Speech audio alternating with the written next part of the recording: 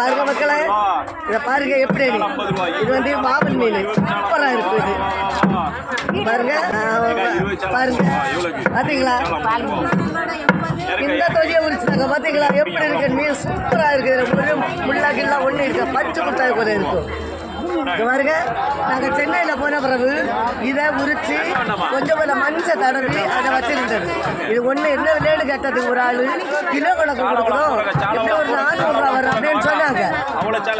அதனால ஒரு மீன் 50 ரூபாய்க்கு கொடுப்பேன், இது 30 ரூபான்னு கொடுப்பேன், 20 ரூபா கேட்டாலும் கொடுப்பேன்.